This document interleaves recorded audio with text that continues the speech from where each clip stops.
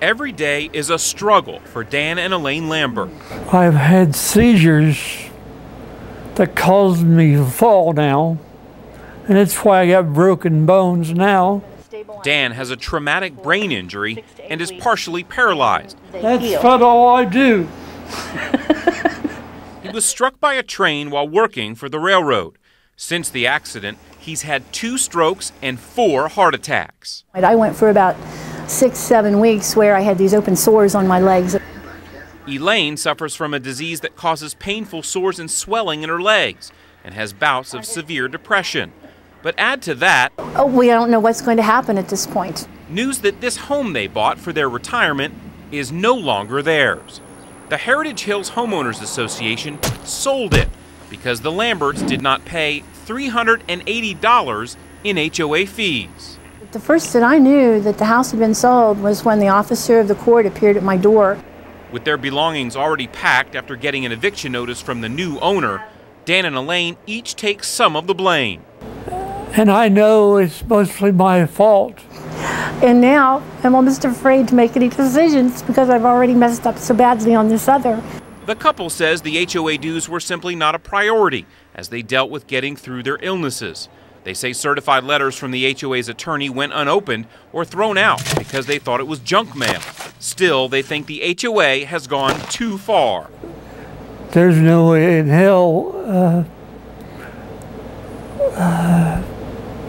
this association should do this to retired people or disabled people. Homeowners associations usually don't do this. If you don't pay your dues, the association usually slaps a lien on your house. That way you have to pay up before you can sell it. But in this case, instead of just filing the lien and leaving it at that, the Heritage Hills HOA took the unusual step of filing the lien, foreclosing, and selling the house. That bid going once, going twice, sold. The Lamberts' home sold at a public auction like this one on the steps of the Bexar County Courthouse. The house is valued at $156,000, but the attorney for the HOA sold it for only $2,200. That is the amount the Lamberts owed after late fees, attorney's fees, and interest were added. I'm not kicking anybody out of their house. What I'm doing is holding them to the obligation that they accepted when they bought the property. Tom Newton is the HOA attorney who sold the Lamberts' home. You feel comfortable kicking a disabled family out of their home for a few $100s in HOA fees? I feel comfortable in taking those steps necessary to enforce my client's legal rights. And if that means that ultimately somebody may go through this foreclosure process, it's unfortunate, but it's a consequence of their own making. During all of this, no one with the HOA or their attorney ever called the Lamberts or even showed up here at their house.